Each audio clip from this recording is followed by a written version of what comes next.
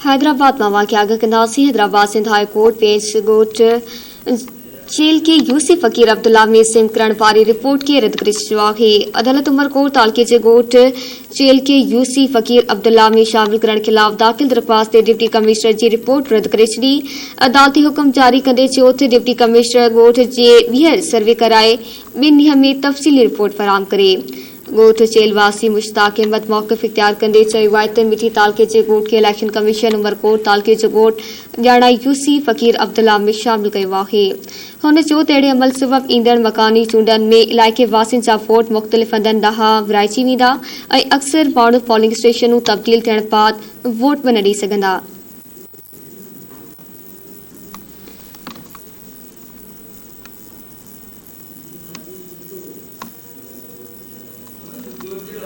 हैदराबाद में ख़बर आवाज़ से शेयर कई पिया। Hyderabad Sindh high court bench court jail के यूसी फ़कीर अब्दुल्ला में सिम करण वारी रिपोर्ट रद्द करे छॾी आहे।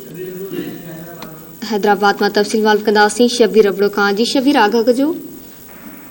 जी बिल्कुल, Sindh high court circuit bench Hyderabad Umerkot तालुके जे ॻोठ चील के यूसी फ़कीर अब्दुल्ला में शामिल करण खिलाफ़ दाख़िल दरख़्वास्त ते डिप्टी कमिश्नर उमरकोट जी रिपोर्ट रद्द करे छॾी आहे।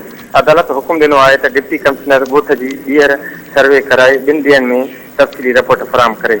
ॻोठ चील सां तालुक़ रखंदड़ मुश्ताक अहमद वकील आगा वकार मार्फत दरख़्वास्त दाख़िल कराईंदे मौक़िफ़ अख़्तियार कयो आहे त ॻोठ मिठी तालुके में आहे, पर इलेक्शन कमीशन पारां ॻोठ खे उमरकोट तालुके जो ॻोठ ॼाणाए यूसी फ़कीर अब्दुल्ला में शामिल कयो वियो आहे, जंहिं करे ईंदड़ बलदियाती इलेक्शन में इलाइक़े वासियुनि जा वोट मुख़्तलिफ़ हंधनि ॾांहुं विराइजी वेंदा ऐं अक्सर माण्हू पोलिंग स्टेशनूं तब्दील थियण बाद वोट बि न ॾेई सघंदा। दरख़्वास्त ते ॿुधणी जस्टिस मोहम्मद करीम ख़ान आगा ऐं जस्टिस मोहम्मद फैसल कमाल आलम ते मुश्तमिल डिवीज़न बेंच कई आहे। वकील अदालत खे आगाही कई त ॼाणल ॻोठ उमरकोट तालुके में न आहे, पर तंहिं बावजूद डिप्टी कमिश्नर ऐं ॿिया अमलदार ग़लति रिपोर्टूं पिया पेश कनि।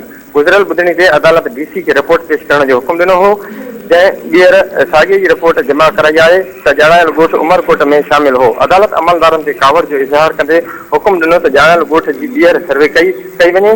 डीसी उमरकोट पारां पेश कयल रिपोर्ट खे रद्द सम्झूं था। अदालत हुकुम ॾिनो त सर्वे बाद मामले जी ॿीहर तफ़सील रिपोर्ट 2 ॾींहनि दौरान अदालत खे फराहम कई वञे। जी मेहरबानी शबीर अबड़ो तफ़सील ॾियण जे लाइ।